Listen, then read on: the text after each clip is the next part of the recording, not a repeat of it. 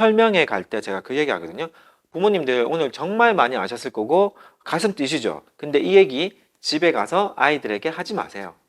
하는 순간 또 어디 다녀왔습니까? 제발 그만 다니세요라고 할 거기 때문에 어떻게 얘기해라? 네, 여러분 반갑습니다. 정동환의 진로진학TV 정동환 인사드립니다. 시간들이 참 빨리 흐르는데 우리 아이들도 언제 컸는지 모르는데 금세 커 있어요. 그런 생각 안 하셨어요? 우리 애 안 컸으면 좋겠다. 이대로 그냥 있었으면 좋겠다라는 생각을 저는 애들 어릴 때 참 많이 했거든요. 가만히 보면 이 시간이 지나갈 것 같다. 물론 그 지나가는 순간순간에 우리 애들이 컸을 때도 의미가 다 있긴 한데 그 어릴 때 뭔가 그 머리가 좀 더 크잖아요, 몸보다. 그 귀여움들. 그 애들 데리고 여행 가고 산책 가고 뭔가 보여주고 싶은 아빠, 엄마의 그런 마음들이 너무 좋아서 멈추고 싶다. 그때 또 저희가 젊잖아요. 힘이 좋고. 그래서 참 좋은데 여기서 오늘 좀 얘기 드리고 싶은 게 애들이 이제 크면서 이제 초등학교 고학년 되면서 뭔가 약간의 거리가 중학교, 고등학교, 대학생들이 되면서 제가 발견한 이런 학부모, 이런 부모가 아이들과 잘 지내고 이런 학부모가 아이들을 잘 키우더라라는 얘기를 좀 해보려고 합니다. 좀 조심스러운 게 그럼 선생님도 잘 키우나요? 라고 하면은 아니요. 아이들에 대해서는 장담할 수 없고 아이들에 대해서는 어떤 것도 하거나 할 수 없어요. 근데 우리는 뭘 알아야 된다? 그래도 어떻게 하면 우리 애들에게 좋은 토양을 줄 것인가에 대한 생각은 해볼 수 있다. 그래서 우리 애들 잘 키우기 위해서 노력 중이에요. 딸이 둘이 있는데 첫째 딸 같은 경우에는 계속 얘기를 많이 해요. 열심히 하는데 저를 닮아서 그렇게 성과가 많이 빨리 나오진 않아요. 그래서 제가 경험했기 때문에 천천히 올라가면 돼. 전략을 짜는 거야. 너를 잘 알고 그리고 과목을 잘 알고 세상이 요구하는 인재가 되기 위해서 가면 돼라는 얘기를 해서 그 얘기가 잘 먹히고 둘째는 안 먹힙니다. 둘째는 안 먹히고 밤늦게 핸드폰 때문에 늦게 자니까 또 아침에 이렇게 못 일어나서 꼭 8시 20분쯤에 오늘도 전화 왔어요. 아빠 학교에 전화 좀 해주면 안 돼? 라길래 너가 직접 하렴. 너가 직접 하렴. 아빠도 선생님 전화 몰라. 그래서 직접 하렴 해서 막 일단 또 막 화내면서 끊었는데 어려워요. 아이들은 어렵습니다. 그럼에도 불구하고 나름의 어떤 기준을 좀 세워서 어떻게 하면 우리 애들 잘 키울까에 대한 고민하는데 세 가지 얘기를 해보려고 합니다. 첫 번째가 제가 이제 진로 진학 그리고 영어 쪽도 특목고에 있었고 EBS도 갔다 왔고 진로 진학 쪽도 책만 지금 30 몇 권을 기획이죠. 좀 판을 잡는데 이 판을 가지고 어떻게 하면 잘 알지. 그래서 마이베스트라는 컨설팅 프로그램까지 만들어서 한 4만 명 정도의 학생들을 컨설팅하고 프로그램적으로 봐주고 시스템적으로. 왜? 개인으로 하게 되면 전체적 비용이 너무나 올라가기 때문에 어떻게 하면 더 많은 아이들이 수준급 이상의 정보를 받을지를 분석하다 보니까 선생님 연수, 그리고 강사 교육, 그리고 강사 자격, 그리고 학부모 교육, 학부모 코치를 많이 했어요. 그래서 좀 발견한 학부모의 어떤 우리 애들을 바라보는 학습관 혹은 교육관, 부모관에 대해서 약간 얘기를 해볼 건데 세 가지 같습니다. 첫 번째는 어떻게든 관심 가져야 됩니다. 뭐 뻔한 얘기죠. 생각보다 관심 없는 분들이 생각보다 있어요. 그래서 관심 가지셔야 됩니다. 왜냐하면 지금 여러분이 관심을 가지면 그 뒤가 편해집니다. 물론 편해지려고 하는 건 아니지만 지금 관심 안 가지면 이 모든 관심 안 가짐들이 뒤에 전부 여러 가지 형태로 사고와 이슈와 여러 가지 문제가 발생할 겁니다. 그래서 그거를 미연에 방지하기 위해서 지금 사랑과 관심을 줘야 된다. 뻔한데 답입니다. 꼭 줘야 됩니다. 그래서 우리가 보통 학원을 많이 보내는데 교육의 아웃소싱이죠. 필요합니다. 왜냐하면 레버리지 효과라고 해서 내가 할 수 있는 게 있고 내가 못하는 게 있죠. 그러면 못하는 것들은 도움 받아야 됩니다. 그런데 애정까지 아웃소싱을 하면 안 된다. 그래서 우리가 갈 때 그땐 또 본인 일 하시고요. 돌아올 때 그리고 뭔가 가려고 할 때 중간중간에 우리 널 지지하고 있어 라는 얘기를 늘상 하셔야 되고 보여주셔야 되는데 주변에 아이들을 잘 키운 학부모님 봤을 때 애정이 확실히 있습니다. 그런데 이 애정을 붙어 있다라고 생각하지 마시고 내가 할 수 있는 그 시간에 내가 할 수 있는 그 표현에 서울대를 2명이나 보낸 주변에 학부모님 선생님 학부모님이세요 있는데 저는 자신 없어요. 근데 그분은 해냈는데 여러 가지 중에 인상적인 게 밥을 꼭 와서 직접 해주세요. 밥을 꼭 와서 직접 하면서 아이들과 그 시간을 지키자. 이 시간만은 지키자. 다른 시간은 마음껏 너희 마음껏 써 하면서 부장님 하시면서 지금 교감생까지 가셨는데 부장하고 저녁에 야자 감독해야 되는데도 꼭 그 시간은 와서 애들이랑 눈 맞춤하고 아이 컨택하고 오늘 어땠어? 하고 밥 먹을 때는 다 내려놓고 서로의 얘기들. 나는 오늘 이랬어. 이래서 이랬었어. 선생님이 이렇게 했거든. 학생들 중에 이런 얘기가 있었다. 아이들도 와서 자잘자잘 하면서 얘기하면서 거기서 이제 어떤 얘기가 나오면 뉴스를 보다가 나오면 그 얘기를 1시간 정도 넉넉하게 할 때 밥 먹을 때 그리고 밥을 하면서 아이 컨택하고 밥상머리 교육을 하는데 꼭 밥을 먹기 힘든 상황이면 괜찮아요. 포인트는 마음을 쓰셔야 된다. 어느 지점에는. 꼭 우리 애랑 같이 저녁에 30분 정도는 강아지 산책시키면서 같이 다니면서 얘기를 한다거나 꼭 어떤 우리 아이만의 비밀 시간, 관계 시간이 있어야 된다. 운동을 같이 한다거나 뭘 한다거나 하나 정도는요. 그래서 하나는 관심이 있어야 된다. 두 번째, 망치는 관계를 말씀드릴게요. 두 번째, 망치는 관계. 그 관심이 아이를 망칠 수가 있습니다. 관심 없어도 망칠 수가 있는데 뭐다 관심이 없지만 난 널 지지하고 있어. 혹은 주변에 또 다른 어른이 있어주면 올라갑니다. 근데 두 번째가 제가 지금 방송 보는 분들은 열정 넘치는 분들이시기 때문에 한 가지 말씀드리면 그 관심이 우리 아이를 망칠 수가 있습니다. 제가 이게 어떤 얘기냐면 너무 과하게 우리 아이들의 결정권, 우리 아이들의 주도성, 우리 아이들이 할 수 있는 이런 것들을 우리가 너무 많이 밀어버리고 기대감은 해야 되나 기대가 너무 넘쳐서 이 아이가 부담을 갖거나 이 아이가 계속해서 자기 주도권, 선택할 수 있는 권리를 뺏어버리면 얘들이 나중에는 놔버려요. 그냥 따라가다가 본인이 주체성을 상실하기 때문에 이 관심을 어떻게 쓰면 좋냐? 선택권이라는 표현을 쓸게요. 선택권. 일전에 있던 크레딧이죠. 크레딧. 점수를 잘 받아가지고 그런 것들 모아서 저희가 해외 연수를 간 적이 있어요. 그때 같이 왔던 통역했던 분이 이제 교수님 따님인데 여러 얘기를 하다가 얘기를 쭉 듣다 보니까 본인은 한 번도 부모님이 하라고 한 적이 없다.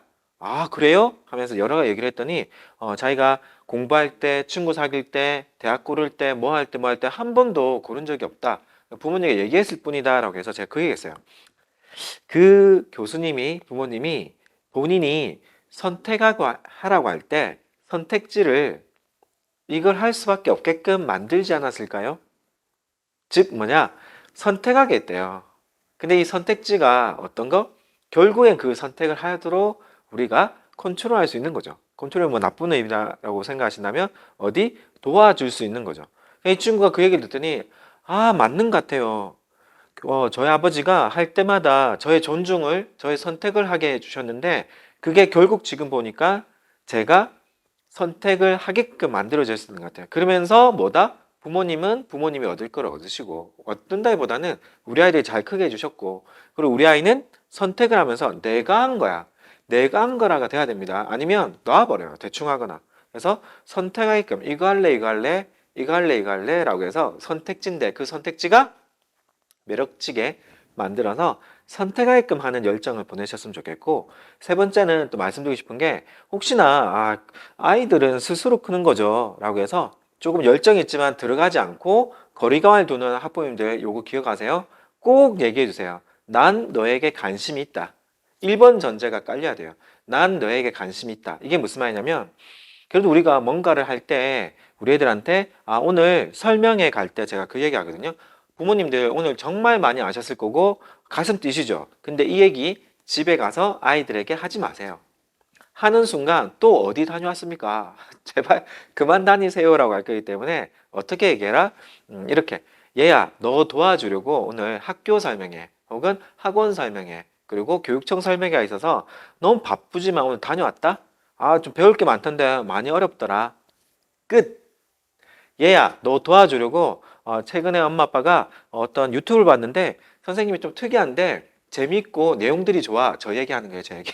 내용이 좋아. 근데 들을수록 좀 어렵더라. 그래도 엄마 아빠 지금 공부하고 있어.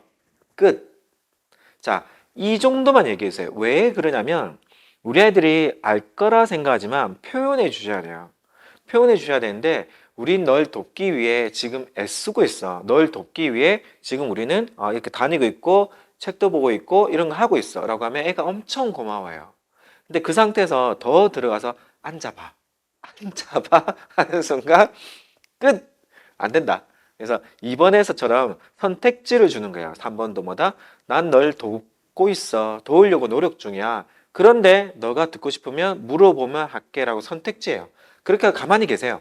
그럼 애가 그래 가서 뭐라고 하던가 엄마 아빠 나 이런 고민이 있는데 이건 어떻게 해? 라고 물어보면 그때 정말 이때까지 들었던 거를 다 쏟아내세요.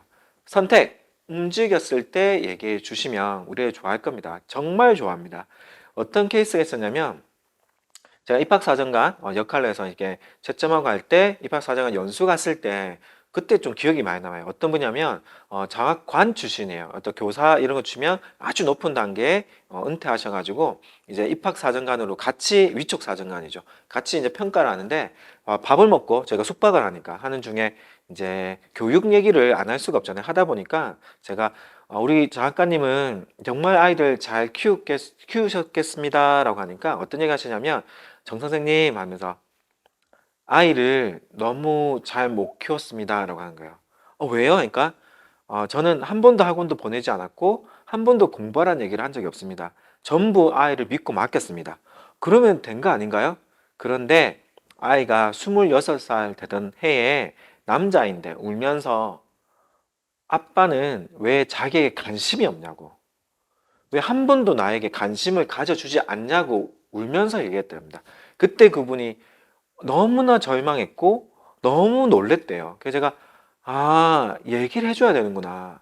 우리 애들한테는 우린 너에게 관심 있어. 어쩌면 그분은 그 아이에 대한 전폭적 신뢰인데 선택지를 준 게 아니라 그 아이는 뭐라고 해석했어요? 무관심이라고 해석했고 이분은 전폭적 신뢰라고 준 거예요.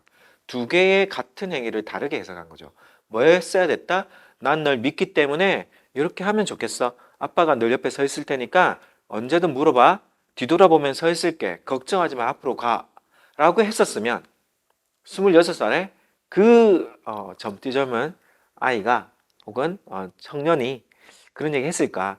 근데 이것 또한 저희가 어떻게 보면 그분의 어떤 케이스를 통해서 반면교사하는 거기 때문에 감사하죠. 그리고는 하해를 하고 그게 아니었단다라고 얘기를 하면서 했는데 그 아이가 중학 때부터 초등학교 때부터 26살 대학교 졸업할 때까지잖아요. 그 얼마나 많은 소외감, 외로움, 그리고 부모님은 바깥에만 관심 있는데 나는 없어 라고 하는 그 아픔들. 요거 나중에 커리어 우먼, 커리어 정말 좋으신 부모님들이 받을 수 있는 아이의 아픈 얘기일 수 있어요. 그러니까 뭐 한다? 관심 있다. 관심 있다. 그래서 알려고 하는데 엄마 아빠 노력 중이야. 거기까지. 그런 다음에 그러면 선생님 우리가 안 물어보면 어떡해요? 여기서 답이 있어요. 여기 유튜버. 제게 아니라 다른 것도 괜찮아요. 틀어놓으세요. 스피커를 쓰세요. 여러 스피커 틀어놓고 공부하세요. 듣든 말든 들을걸요? 아침에 애 있을 때 막 공부하세요. 그래서 들으면서 하시면 되겠고 또 어디 원장 선생님한테 학교 선생님한테 소통 많이 하셔서 아이에 대한 정보를 많이 주시고 아이에 대한 정보를 받으세요. 받으시면서 그 정보를 드리면 되겠고 그리고 네 번째의 스페셜 아이템 드릴게요. 아이의 험담은 하지 마시고 뒷담화를 하세요. 긍정적 뒷담화를 하세요. 자, 전략적으로 보시면 자, 손님들이 왔을 때 손님을 좀 입으로 초대하세요. 아이가 방에 있을 때 그럼 아이가 들어가 있겠죠? 전략적으로 대놓고 아이의 칭찬을 뒷담화하세요. 칭찬을 뒷담화하세요. 자, 누구 왔을 때 아이 얘기하잖아요. 분명히 묻습니다. 그러면 우리는 겸양의 의미로 우리 아이를 좀 낮춰서 얘기해요. 그 얘기를 다 들어요. 높여서 얘기하시고 잘한다, 기대가 된다라고 하면 으쓱으쓱합니다. 그래서 우리가 좀 바꿔야 되는 거는 겸양 필요하죠. 근데 그분들과 이미 얘기된 상황에서 뭐 칭찬 좀 할 거니까 불편해도 들어줘 라고 해놓고 막 자랑을 하는데 우리 애가 들으라고 고의적으로 그렇다고 또 막 어설프게 문 앞에 가서 우리 애는 너무 이렇게 하지 마세요. 자연스럽게 하면 귀 쫑긋하고 우리 애 듣고 있대도요. 그러면서 이제 용돈 주고 그렇게 헤어지고 나가서는 우리의 얘기를 뭐 편하게 하셔도 괜찮습니다. 근데 뭐다? 아이를 키우는 전략이 필요하다. 그래서 우리 아이는 정말 귀가 많이 열려 있고 듣고 싶은 얘기들이 있습니다. 그 얘기들을 전략적으로 잘 해주시면서 우리 애들이 커갈 수 있는 우리 부모님들 되게끔 저도 도울 테니까 오늘 얘기 도움 되셨으면 댓글에 도움 되었다, 이랬다 저는 이렇게 얘기해요. 우리 애들 힘주려고 이렇게 합니다. 라고 글들 남겨주신 분들에게는 제가 감사의 의미를 많이 표현할 것이고, 그래서 같이 소통하실게요. 그리고 여기 도움되셨으면 좋아요, 구독, 알람 꼭 해주세요. 그래서 많이 올릴 거거든요. 같이 소통하면서 가도록 하겠습니다. 제 연락처도 저 페이지에 있으니까 연락 주시면 여러 가지 상담, 그리고 특강, 캠프 잘 도와드릴 테니까 소통하시면 좋겠습니다. 여기까지 하겠습니다. 수고하셨습니다.